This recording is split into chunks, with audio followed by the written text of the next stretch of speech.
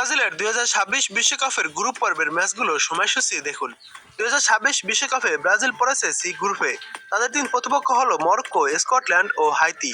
2022 কাতার বিশ্বকাপের semifinalist Morocco রয়েছে এই গ্রুপে শক্তিশালী দল ব্রাজিলের সঙ্গে। বিশ্বকাপে স্কটল্যান্ড ব্রাজিলের কাছে বেশ পরিচিত।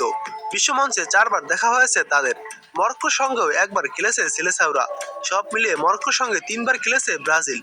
শেষ দেখায় তারা 2-1 গোলে হারলেও 1997 প্রীতি ম্যাচে 2-0 গোলে ও 1998 সালের বিশ্বকাপে 3-0 গোলে জিতেছিল 5বারের বিশ্ব চ্যাম্পিয়নরা।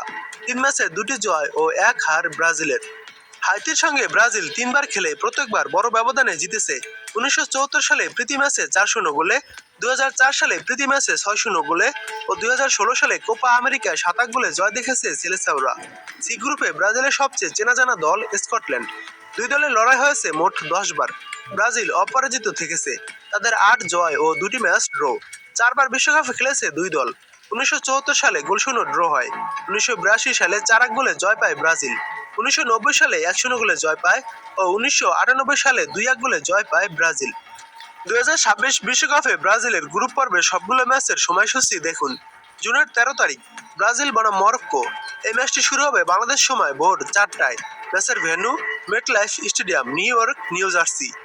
এরপর ব্রাজিলের বিশ্বকাপের দ্বিতীয় ম্যাচটি শুরু হবে জুনের 19 তারিখ 2026 শুক্রবার।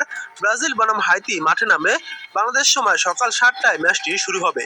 ম্যাচের venue Lincoln financial field, Philadelphia.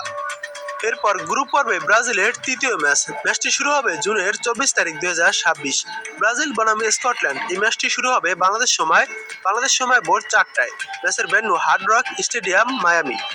আগের 3 বিশ্বকাপে ব্রাজিল বিশ্বকাপ স্বপ্নের নিউক্লিয়াস ছিলেন নেইমার। তবে এবার পরিস্থিতিটা বেশ আলাদা। 2023 সালের পর চোটের কারণে আর ব্রাজিল দলে খেলা হয়নি তার। 2026 বিশ্বকাপের আগে তাই প্রশ্ন উঠেছে, নেইমার কি বিশ্বকাপ দলে জায়গা পাবেন? এই প্রশ্নের জবাবটা দিয়েছেন ব্রাজিল কোচ কার্লো আনচেলত্তি। তিনি যা জানিয়েছেন তাতে নেইমারের খানিকটা অস্বস্তি হওয়ার কথা।